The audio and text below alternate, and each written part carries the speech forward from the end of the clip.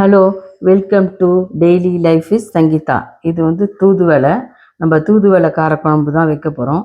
இது நம்ம மாடி தோட்டத்திலே விளைஞ்சது. அதை நான் பறிக்கும் போது நான் வீடியோ எடுக்கலை. இது ரொம்ப உடம்புக்கு நல்லது. கண் பார்வை நல்லா தெரியும். அப்புறம் நெஞ்சு சளி சரியாகும். வறட்டு இருமல், ஆஸ்துமா எல்லாம் சரியாயிடும். இது மாதத்துக்கு ஒரு தடவை நீங்கள் குழம்பு வச்சோ இல்லைன்னா ரசம் ரசம் வச்சு கொடுக்கலாம் குழந்தைங்களுக்கு. சூப்பு வைக்கலாம். அதெல்லாம் மாதத்துக்கு ஒரு தடவை நீங்கள் வச்சு கொடுத்தா உடம்புக்கு ரொம்ப நல்லது.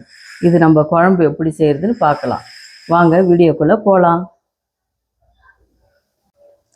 இதுக்கு தேவையான பொருள்கள்: நல்லெண்ணெய். நல்லெண்ணெயில் செஞ்சால் ரொம்ப நல்லாயிருக்கும் காரக்குழம்பு. நல்லெண்ணெய், வடகம் தாளிக்க. நீங்கள் இல்லைன்னா கடுகு, சீரகம், உளுத்தம்பருப்பு கூட போட்டுக்கலாம். சின்ன வெங்காயம், 2 தக்காளி, பூண்டு, கறிவேப்பிலை, உப்பு, புளி தண்ணி. ஒரு எலுமிச்சப்பழம் அளவு புளி எடுத்து நான் தண்ணியில் கரைச்சி வச்சுருக்கேன். மஞ்சத்தூள், மிளகாத்தூள். இதுதான் தேவையான பொருள். கேஸ் ஆன் பண்ணிக்கலாம்.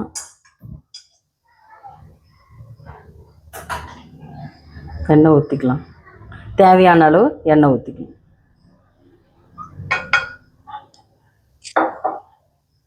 இது நல்லெண்ணெய். குழம்புக்கு, காரக்குழம்புக்கு நல்லெண்ணெய் ஊற்றினீங்கன்னா ரொம்ப நல்லாயிருக்கும். எண்ணெய் காயிட்டும். வடகம் போட்டுக்கலாம். உங்களுக்கு வடகம் இல்லைன்னா கடுகு, சீரகம், உளுத்தம்பருப்பு கூட நீங்கள் போட்டுக்கலாம்.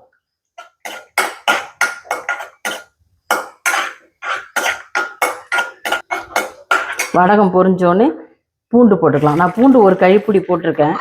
உங்களுக்கு நாங்கள் நிறையா பூண்டு சாப்பிடுவோம், அதனால நான் போட்டிருக்கேன். உங்களுக்கு எவ்வளோ வேணுமோ தேவையான அளவு போட்டுக்கோங்க.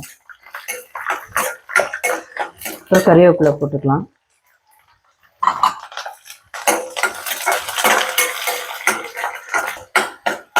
அப்புறம் வெங்காயம் போட்டுக்கலாம். நான் சின்ன வெங்காயம் கட் பண்ணி போட்டிருக்கேன். உங்கள்கிட்ட சின்ன வெங்காயம் இல்லைன்னா நீங்கள் பெரிய வெங்காயம் கூட ஒரு வெங்காயமோ இல்லை 2 வெங்காயமோ போட்டுக்கலாம்.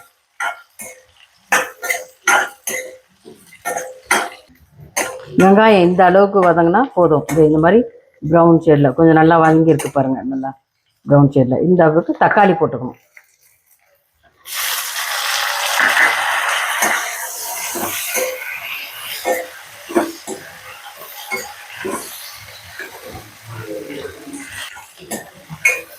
தக்காளி வதங்கிறதுக்காக நம்ம உப்பு போட்டுக்கலாம். தேவையான அளவு நீங்கள் உப்பு போட்டுக்கோங்க.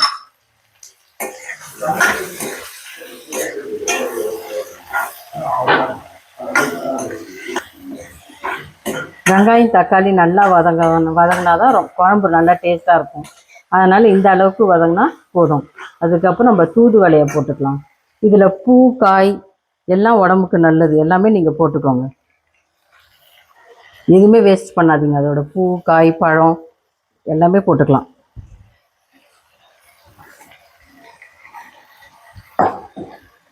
அதோட இதில் சின்ன சின்னதாக முள் இருக்கும். அது ஒன்றும் பண்ணாது. நம்ம நல்லா வதக்கிட்டோன்னே அது சரியாயிடும். நம்ம பொடியாக தானே கட் பண்ணியிருக்கிறோம். அது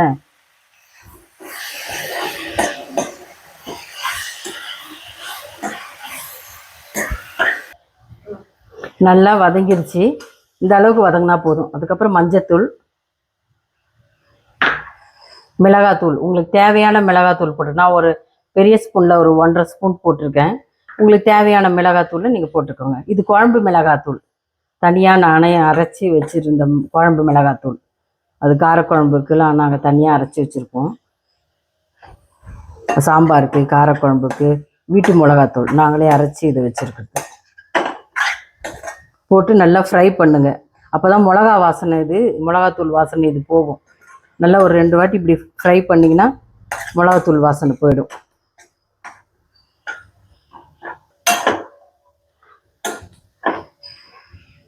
வெங்காயம், தக்காளி, பூண்டு, கீரை எல்லாம் எல்லாம் ஒன்றாயிடுச்சு பாருங்கள். இந்த மாதிரி நல்லா வதங்கினா குழம்பு நல்லா டேஸ்ட்டாக கிடைக்கும். இப்போ புளியை கரைச்சி வச்சுருக்கேன். எலுமிச்சப்பழம் அளவு புளி எடுத்து இந்த மாதிரி கரைச்சி வச்சுருக்கேன். அதை ஊற்றிக்கணும்.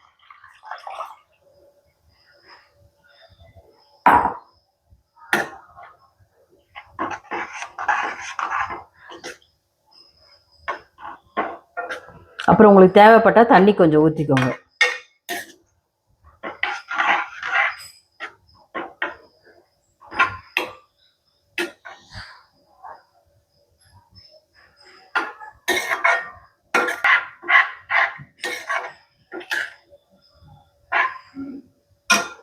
எனக்கு தண்ணி கொஞ்சம் ஊற்றிக்கலாம்.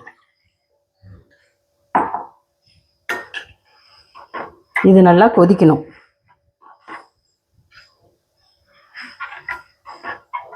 இது நல்லா 2 கொதி வரட்டும். 10 நிமிஷம் கழிச்சு இப்படி பார்த்துருங்க. உப்பும் மிளகாத்தூளும் நீங்கள் டேஸ்ட்டு பார்த்துட்டு போட்டுக்கோங்க. நான் கொஞ்சம் பத்தலைன்னு போட்டேன், நீங்கள் டேஸ்ட்டு பார்த்துட்டு போட்டுக்கோங்க.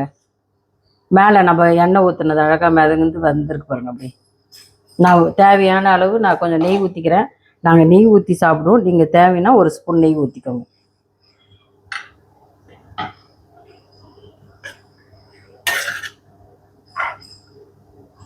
நல்ல டேஸ்டான தூதுவளை காரக்குழம்பு ரெடி.